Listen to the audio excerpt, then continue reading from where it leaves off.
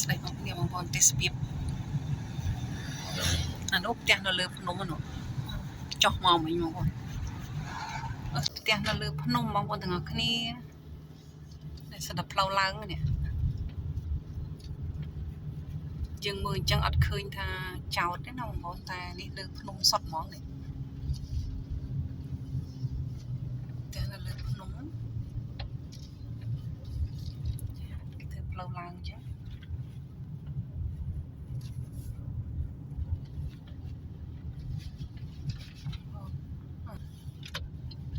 បងប្អូនអាចមើលបានជាស្រ័យបងប្អូនអត់មានដៃកាន់នោះ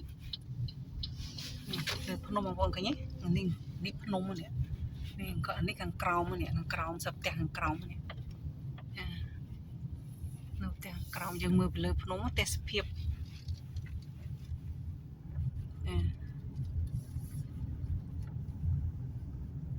ជាស្រ័យផងនេះសិននៅលើភ្នំបងប្អូនណានេះខាងនោះខាងក្រោមចាបន្តិចទៀតខ្ញុំនឹងថតចេញពីក្នុងឡានខ្ញុំថតខាងក្រោមឲ្យបងប្អូនមើលឲ្យបងប្អូនបានមើលនៅខាងលើបងខ្ញុំមកដល់លើភ្នំហើយខ្ញុំថតទៅក្រោមឲ្យបងប្អូនបានមើលនេះទេសភាពនៅខាងក្រោម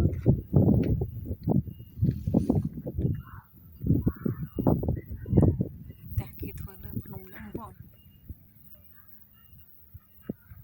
មេឃអត់សូវស្រឡះទេបើសិនតែមេឃស្រឡះស្អាតណានេះផ្ទះនៅខាងក្រោមគឺសុកក្មេងៗគាត់រៀន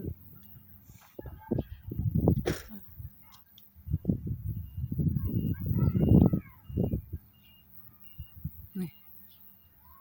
ទាញមកចិត្តមកសិតតែផ្ទះហើយមេឃរលឹមឯណាបងប្អូនណារលឹមខ្ញុំថតទាំងរលឹមតក់រលឹមតក់ចានៅ Wellington បងប្អូន Wellington New Zealand ភ្លៀងរហូតមេឃភ្លៀងបងប្អូនចុះពីលើភ្នំចុះពីលើភ្នំហើយមានផ្លូវឡើងមានផ្លូវចុះបងប្អូននេះទេសភាពអត់ស្អាតទេព្រោះមេឃវាអញ្ចឹង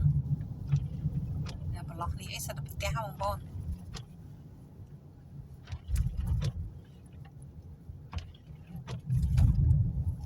ចុះពីលើភ្នំចុះសំតិចចឹងថតប្រឡោះនេះ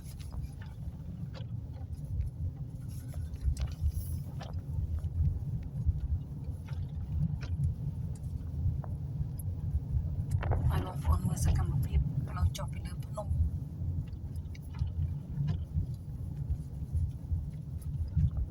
ញ៉ាំមានដៃកាន់ញ័រ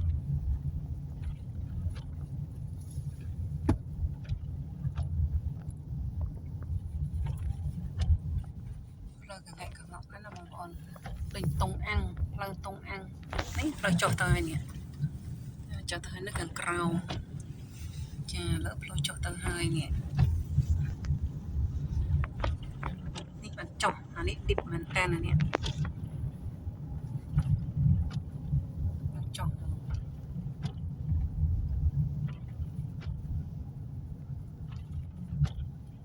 មើលអញ្ចឹងថតអត់ស្អាតទេណា